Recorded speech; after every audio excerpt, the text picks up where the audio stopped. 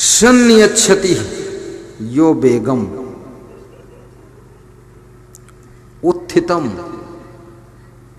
क्रोधः हर्षयो सा श्रियो भाजनम राजन यश्च आपत्सु न मुह्यति। महात्मा विदुर ने बहुत अच्छी बात बताई है। धृतराष्ट्र ने पूछा है कि विदुर, राज्य और लक्ष्मी का अधिकारी कौन बन सकता है? इसमें बहुत से लोग राजनीति से भी जुड़े हुए हैं और लक्ष्मी तो सभी लोग चाहते हमारे घर में आए। देखिए क्या पूछ रहे हैं धृतराष्ट्र कि राज्य और लक्ष्मी का अधिकारी कौन बनता है, जिसको राज्य भी मिले और लक्ष्मी भी मिले। विदुर जी कहते हैं जो व्यक्ति अपने मन में उठे हुए क्रोध को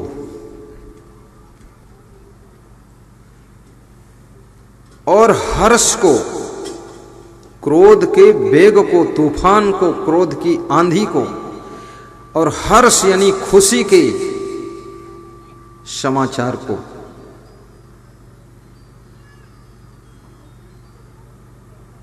हर्ष और क्रोध, खुशी को व्यक्ति पचा नहीं पाता है और क्रोध को व्यक्ति बुझा नहीं पाता है। खुशियों को जो पचा सकता है और क्रोध आने पर भी जो क्रोध को कंट्रोल कर लेता है, क्रोध में कोई कदम नहीं उठाता है, वह व्यक्ति राज्य और लक्ष्मी का अधिकारी बनता है। राज्य और लक्ष्मी।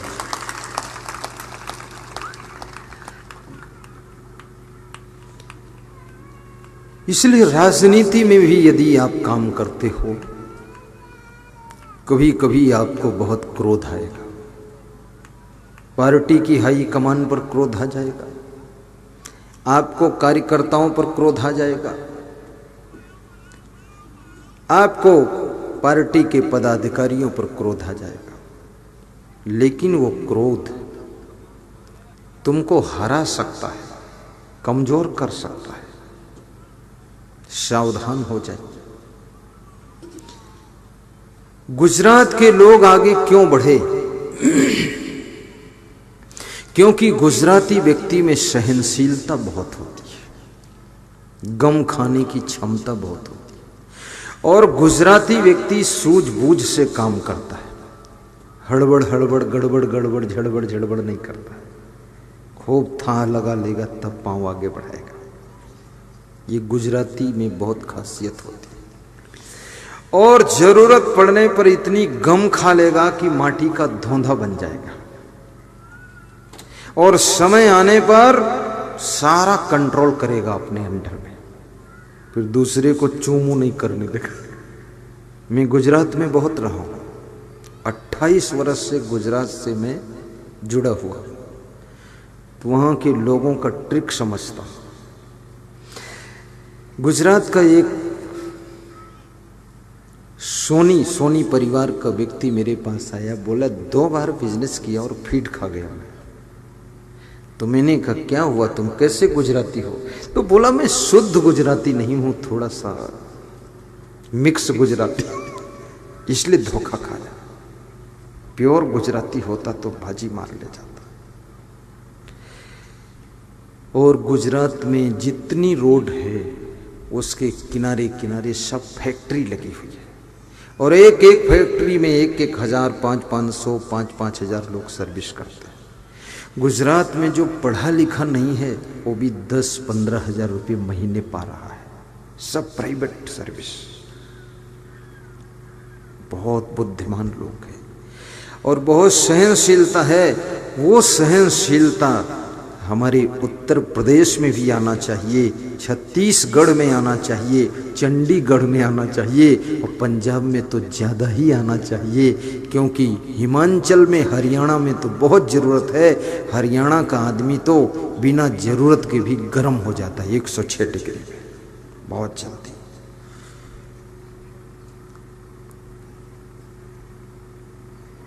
जिस समय तुमको लगे कि सब डिस्टर्ब होने वाला है, बस पहला काम कीजिए, आप बोलना बंद कर दीजिए, शांत रहो, मौन रहो, धीरे धीरे समाधान हो जाए। सारा समाधान तुम बोल कर नहीं कर सकते हो, सारा समाधान तुम किसी को समझा कर नहीं कर सकते हो, सारा समाधान तुम किसी के ऊपर हावी होकर नहीं कर सकते हो। लोग और दुनिया ये अपना समाधान खुद भी समय का इंतजार करो तो आज नहीं तो कल आपकी पत्नी स्वयं समझ जाती है, मां को भी परसों समझ आ जाएगी और आपके दामाद को भी 3 दिन बाद समझ बूझ आ जाएगी। वो इतने सब बैल थोड़े हैं, वो भी कुछ हिसाब लगाएगा। तो कबीर साहब कहते हैं, नर हरि लाग दो विकार बिन ईंधन, मिले न बुझावन हारा। ये मनोविकारों की आग, बिना ईंधन की आग तुम्हारे अंदर लगी है और इस आग को बुझाने वाला कोई आज तक मिला नहीं। आग जल रही है, ईंधन कोई नहीं है।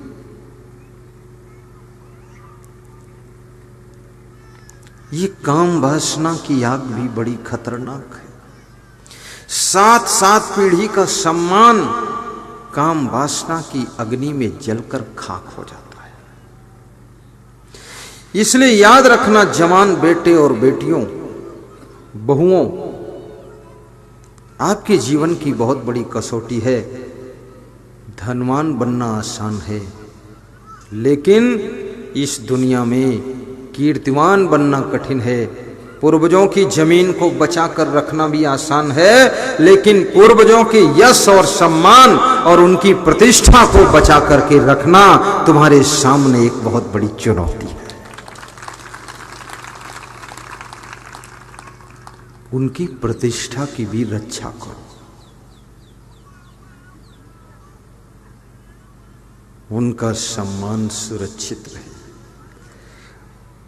बेटे, बहू और बेटियों का चरित्रवान होना, गुणवान होना, महान होना, धनवान होना पूर्वजों के सम्मान की वृद्धि कर देता है। और याद रखना, तुम्हारे माता पिता, तुम्हारे दादा दादी, बाबा, यहाँ जो बोलते हो, बाबा बोलते आप, बाबा बाबी, जो भी हो, बाबा और दाई, इनको खुशी तब होती है जब तुम खुश रहते हो।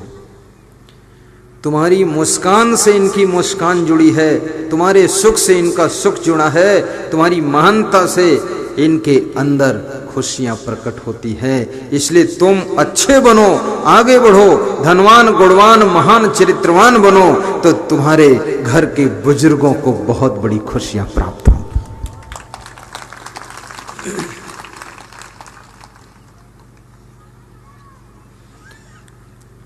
धनवान बनना भी आवश्यक है। कृष्ण भगवान कितने धनवान थे तुम्हें पता, हमें पता, सबको पता। सोने की द्वारिका थी। धनवान भी थे, महान भी थे, विचारवान भी थे, विवेकवान भी थे, बुद्धिमान भी थे। और रावण, वो भी धनवान था, उसके पास सोने की लंका थी। लेकिन रावण महान नहीं था, चरित्रवान नहीं था, गुणवान नहीं था, विचारवान नहीं था, विवेकवान नहीं था। इसलिए लंका आग में जलकर राख हो गई, समापन हो गया। कृष्ण भगवान का नाम आज भी यश के साथ लिया जाता है और रावण का नाम आज भी अपमान के साथ लिया जाता है। कोई व्यक्ति अपने बेटे का नाम रावण नहीं रखता है। अभी तो कोई नहीं बताया मेरा बेटा रावण सिंह है, कुछ नहीं। लेकिन बहुत लोग बताते हैं बेटे का नाम कृष्ण कुमार है, राम कृष्ण है। कोई लेडीज अपनी बेटी का नाम मंथरा नहीं रखती, उसके नाम से डर रहे लोग। एक मंथरा ने तो भगवान का घर बिगाड़ दिया, वो हमारे घर और मंथरा बनाऊं तो न जाने क्या करें। और कोई लेडीज अपनी बेटी का नाम कैकेयी नहीं रखती है। कैकेयी नाम अर्थ क्या होता है? कैकेयी का अर्थ होता है जो कई के कहने में आए वो कैकेयी है। अगर आप कई के कहने में चलते हैं, कान भरने से चलते हैं, चुगली चाई से चलते हैं, दूसरे के बहकाने से चलते हैं, तो समझ लो तुम कैकेयी हो। और यदि आप दूसरे को बहकाते हैं, दूसरे के कान भरते हैं, चुगली चाई करते हैं, इधर उधर लड़ाते भिड़ाते, तो तुम मंथरा हो। नाम भले तुम्हारा उर्मिला परमिला कुछ भी हो, लेकिन हो तुम कैकेयी और मंथरा। और इस लफड़े में फंसो भी मत, सीधा सा फार्मूला है, इस चक्कर में पड़ो मत।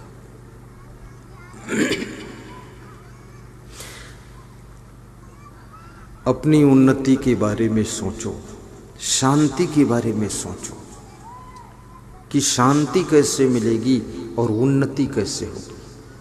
तो मिले न बुझावन हारा। और संत कबीर कहते हैं, मैं जानो तो ही से व्यापे जरत सकल संसारा। मैं जानता हूं ये मनोविकारों की आग तुम ही से पैदा हुई है और इस आग में सारा संसार जल रहा है। काम क्रोध लोभ मोह।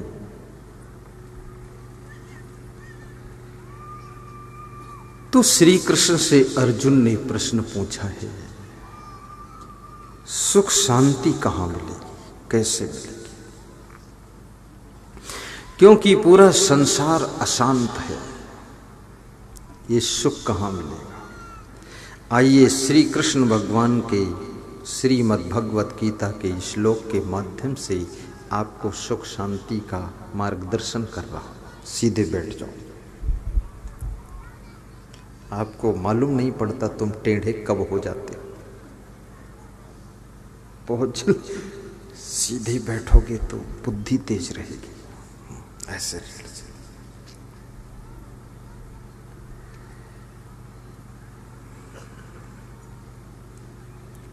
शक्नोति है यह सोढ़ुम प्राक शरीर विमोक्षणात्। काम क्रोधोद्भवम बेगम सह युक्ता सह सुखी नर। युक्ताहार विहारस्य युक्त चेष्टस्य कर्मसु युक्त स्वप्नाओ बोधस्य योगो भवद दुःखः।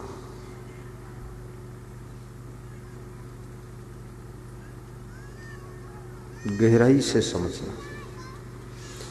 यमहीन व्यथंति एतैहि पुरुषम पुरुषर्षभम सम दुख सुखम धीरम सह अमृतत्वये कल्पते श्रद्धवा लभते ज्ञानम तत्परा संहितेन्द्रिया। ज्ञानम लब्ध्वा पराम शांतिम अचिरेण अधिगच्छति विहाय कामान्यः सर्वान्न पुमान् शरत निस्पृहा निर्ममो निरहंकारः सह शांतिम अधिगच्छति। शांति का उपाय बताया गया। ये सभी श्लोक शांति वाले हैं। कैसे मिलेगी सुख शांति? नास्ति बुद्धि अयुक्तस्य न च अयुक्तस्य भावना न च अभाव यतः शांति अशांतस्य कुतः सुखम। श्री कृष्ण कहते हैं कि तुम्हारे पास में तीन चीजें हैं, गौर से सुनना। एक तो शरीर है, दूसरा मन है और तीसरे आत्मा। ये तीन चीजों का संगम है। शरीर मन और आत्मा, ये तीनों चीजें हमारे आपके जीवन में है। मन एक ऐसा सेतु है जो शरीर और आत्मा का कनेक्शन रखता है। वो सेतु बंधु है। राम प्रकाश जी समझे? हाँ ठीक है। अब इस शरीर को क्या चाहिए? कितने लोग शरीर से दुखी हैं, शरीर के कारण दुखी हैं, शरीर की बीमारी से दुखी हैं, शरीर के रोग व्याधि से दुखी हैं। प्रथम सीढ़ी शरीर। अभी शरीर को स्वस्थ रखने का भी ख्याल कीजिए। ये स्वस्थ कैसे रहेगा? केवल दवाई खाने से स्वस्थ नहीं हो सकता है, थोड़ी सावधानी रखने से स्वस्थ रहेगा। एक बहुत बड़े चिकित्सक ने बताया है कि जिनको स्वस्थ रहना है उन्हें क्या करना चाहिए। उसने बहुत मार्के की बात कही है। उसने कहा है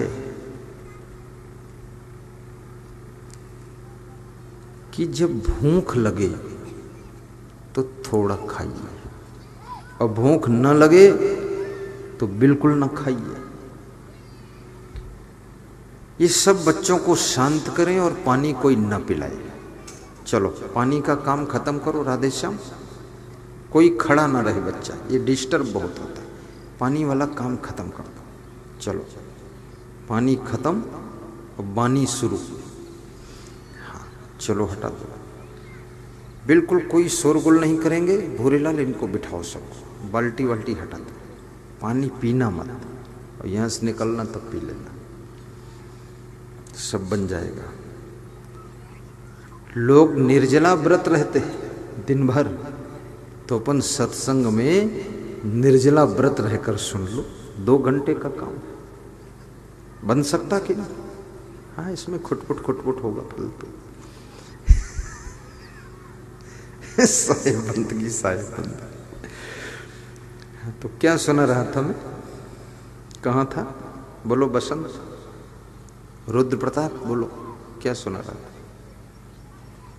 सब भूल जाओ, अच्छी बात है।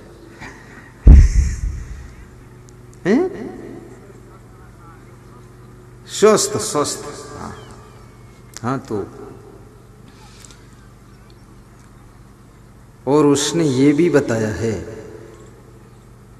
कि भूख अगर 2 रोटी खाने की है तो 1 रोटी खाइए। और ये भी बताया है पेट के अंदर 3 चीजें रहती है, एक तो भोजन, दूसरा पानी और तीसरा हवा। और तीनों का बराबर स्थान रहता है अंदर में, पेट में। और तुमने अगर भोजन इतना भर दिया कि अब ना हवा उसमें जा सकती है और ना पानी जा सकता है, तो कितना गड़बड़ होगा सोचो। और ज्यादातर यही लोग कर रहे हैं। 3 हिस्सा में बटा है इसका सिस्टम। तो हवा वाले भाग में भी भोजन और पानी वाली जगह में भी भोजन, और भोजन वाले में तो भोजन है ही है। ये स्वस्थ रहने का पहला फार्मूला ये चिकित्सक के द्वारा मैंने सुना है, क्योंकि हम लोग चिकित्सक नहीं, हम लोग साधु संत का क्या पता इतना ज्यादा। और होगा भी पता किसी साधु संत ऋषि मुनि को तो होगा, हमको नहीं है इतना पता। हम चिकित्सक के अनुसार बता रहे हैं, जो बहुत मर्मज्ञ लोग, चिकित्सा विज्ञान। और भोजन के बाद 1 घंटे तक पानी नहीं पीना है, 1 घंटे बाद फिर पीना है। और पानी को घूंट घूंट कर पीना है, एकदम ज्यादा नहीं पी लेना है, धीरे धीरे। और पानी ठंडा नहीं पीना है, नॉर्मल पानी पीना है। नॉर्मल का मतलब न ठंडा न गर्म, वर्जिनल, नेचुरल, वही नॉर्मल। ये फ्रिज का जो बहुत ठंडा होता है ना, तो ये तो अंदर जाकर के जठराग्नि को बुझा देता है। जैसे तुम चूल्हे में आग जलाओ, ऊपर से ठंडा पानी डाल दो, बुझ गई आग, बात खत्म हो गई, अब दाल क्या पकेगी। तो ऐसे जब अंदर भी जठराग्नि जलती है और अति ठंडा पानी उसको बुझा देता है, तो पाचन तंत्र में गड़बड़ी होती है, तो भोजन पचता नहीं है, फिर उसी में पड़ा पड़ा सड़ता है। तो ये भी ध्यान रखना, ये छोटी छोटी बातें। और स्वस्थ रहने के लिए मीठी नींद, गहरी नींद, अच्छी नींद लेना बहुत जरूरी। आज का आदमी सोता नहीं है ढंग से।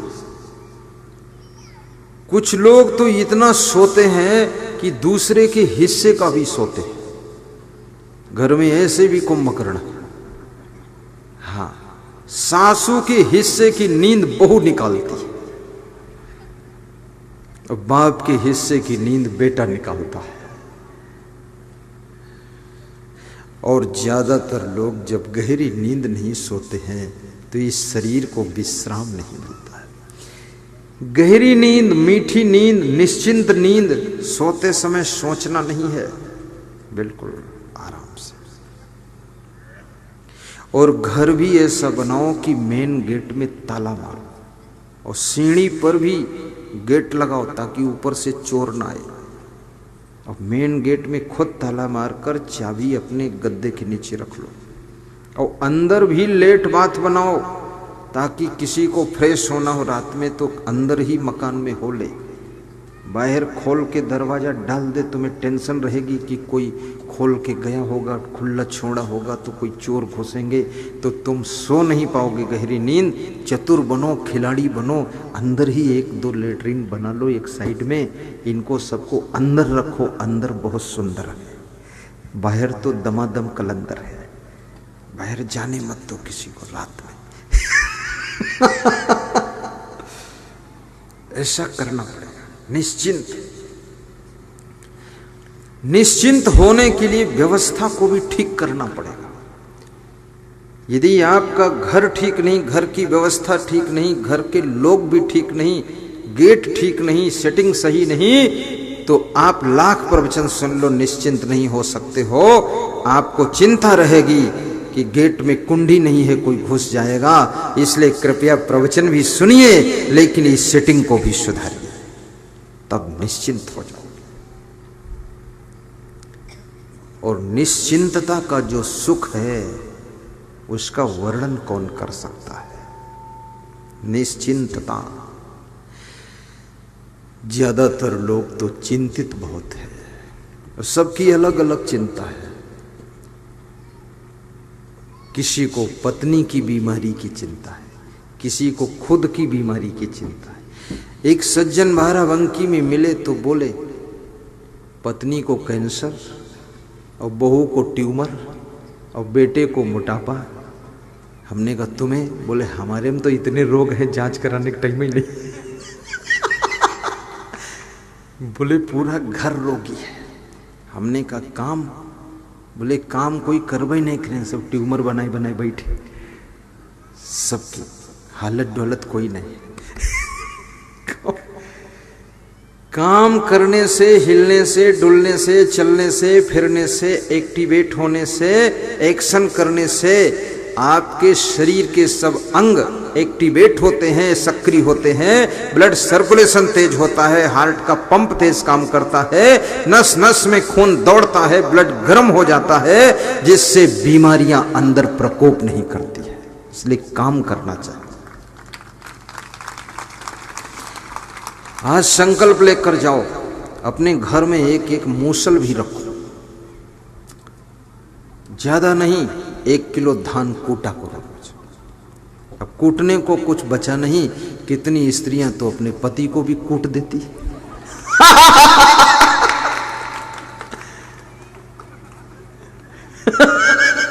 और जो पति कूटे गए उनको याद आ गई मेरी कुटाई हो चुकी, पर पति को कूटने से चावल भी नहीं निकला, सब भूसी ही हो गया। अरे इनको मत कूटो, धान कूट लो। फिर देखो तुम्हारा शरीर भी बहुत सुंदर रहेगा। शरीर की सुंदरता बढ़ेगी इससे। स्मार्ट, ब्यूटीफुल मुखमंडल, और आपको बड़ा सुख मिलेगा। जिसका शरीर स्वस्थ है, आप समझिए कि वो व्यक्ति 33% सुखी है। अब दूसरा स्टेप आता है मन का।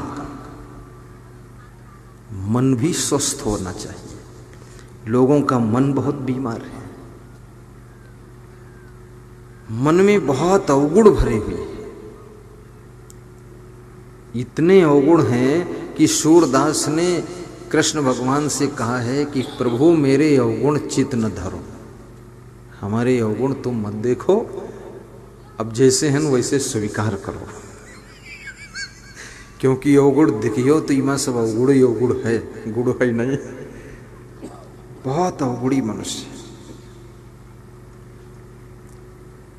झूठ बोलने का अवगुण, आलस्य का अवगुण, लापरवाही का अवगुण, जिम्मेदारी न संभालने का अवगुण, मनमानी करने का अवगुण, गंदगी फैलाने का अवगुण, कपड़ा फाड़ देने का अवगुण, फैशन करने का अवगुण, हीरो हीरोइन बन के खाम खां ख्यातम घूमत वह अवगुण है। बालों का फैशन, इसमें भी अवगुण ही भरा है। ये खोपड़ी के बाल में जो इतना लोग एक्सरसाइज कर रहे हैं, मेहनत कर रहे हैं, फालतू कर नहीं कर रहे हैं, इनके खोपड़ी के भीतर अवगुण भरा है, तो वो बालों में निकल कर आता है। मैंने तो दुबई में देखा, विदेश में गया था तो वहां लोग बाल चारों तरफ बनवाते थे, बीच में थोड़ा रुई जैसा उड़ रहा है खोपड़ी के बीच में। तो मैंने कहा अच्छा बाईपास रोड निकाला है, घूम जाओ चौराहे पर पहुंच जाओ। अब यहां भी अपने भारत देश में भी ये फैशन आ रहा है, लड़कों में, लड़कियों में भी बहुत फैशन आया, बालों को काटना, फिर लटकाना, फिर उसको मोड़ना, अजीब अजीब ढंग से गुलगुब्बा बनाना, ऊपर फुलाना। मैं तो सोचता हूं इस लफड़े में ही सारा दिमाग लगा, और काम कब करोगे? ये चक्कर में मत फंसो, मन को ठीक करो, और जिस दिन से ससुराल में पैर रख दो तुम्हें सभी, उस दिन से तुम बेटी नहीं रह गई।